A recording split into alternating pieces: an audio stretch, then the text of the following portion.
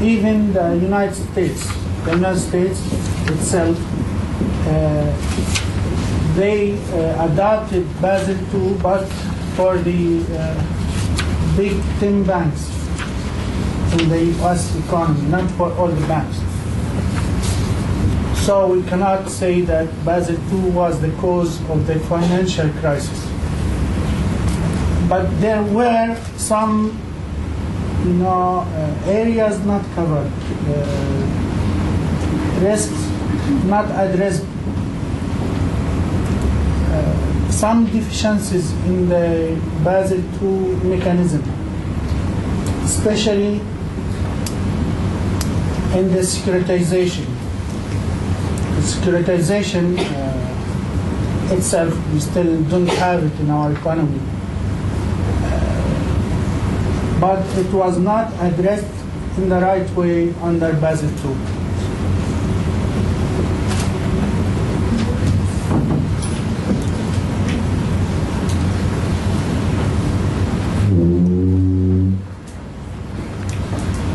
So in their meeting, the oversight body of the Basel Committee, the group of governors and heads of supervision, at its meeting in September 12, 2010, announced a substantial strengthening of the existing capital requirement in line with the agreements reached in the 26th of July 2010 regarding its agenda of global financial reform.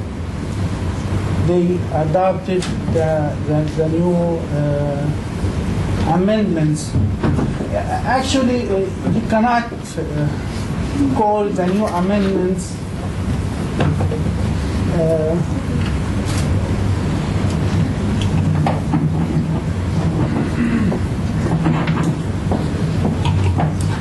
we cannot call the new amendments as Basel III.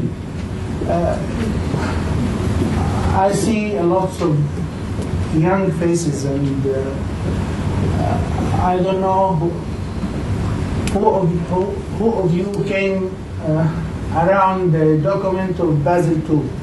How many of you did see the actual document of Basel II? So if you can download it from the bis.org, from the site of the Bank of International Settlement. The document of Basel II is this big, you see. But these amendments, they came in just a few pages. The framework of Basel II is still there.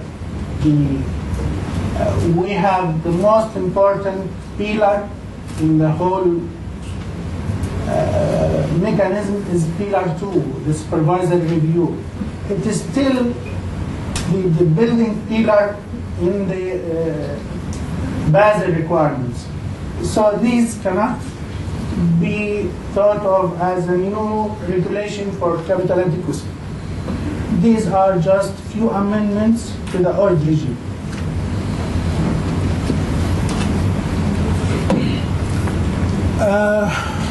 A new regime of rules and regulations have been developed by regulators in order to strengthen the resilience of the banking sector against future shocks, as well as to supplement the current recovery process. The rules mean that the banks will now need to hold a prodigious amount of capital for far more than the current requirement.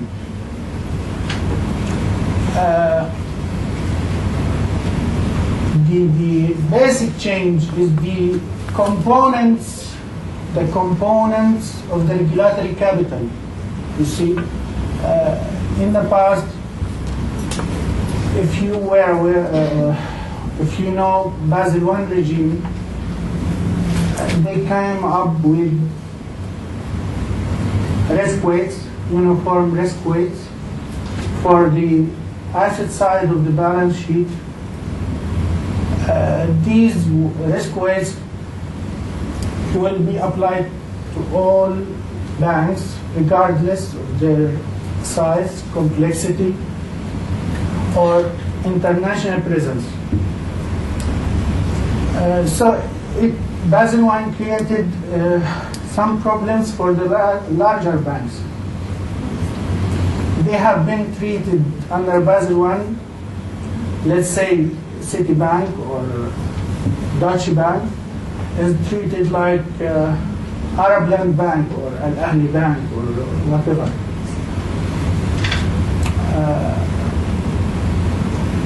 This regime deals with the calculation of capital adequacy. Capital adequacy according to risk weights. We come up with risk-weighted assets, and we have the components of capital. The components of capital were, if you know, in Basel I, Tier 1 capital and Tier 2. Tier 1 is composed of the common stock and legal reserves. Tier 2 contained some hybrid instruments, which are instruments that have common characteristics with capital and debt. Basel III came to phase out or get rid of the hybrid instruments. They want high quality capital components as part of the bank's capital. This is the main issue.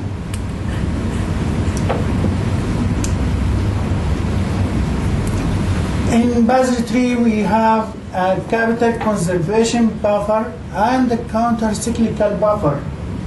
These two buffers are an addition to Tier 1. Also, introduction of leverage ratio. I have told you that Basel I and Basel II talks about risk-weighted assets. We risk-weight our assets with certain percentages.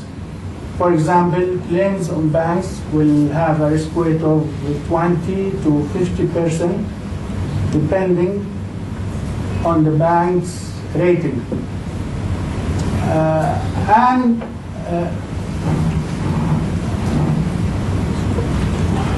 We divide the capital by the risk-weighted assets. So we have this problem of banks being over-leveraged.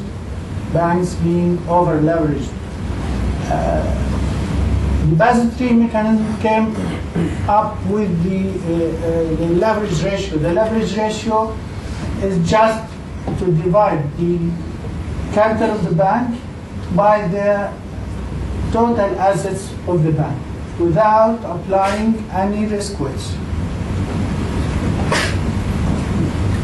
Also, there is an introduction of liquidity standards.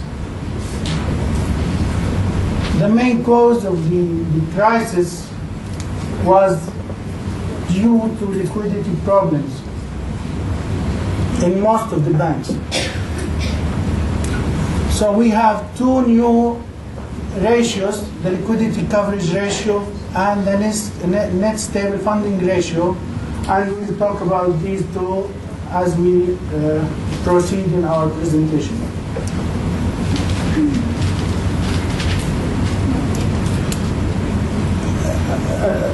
The first part will talk about the capital requirements. The requirements of a minimum common equity has been increased from 2% to 4.5% of risk-weighted assets.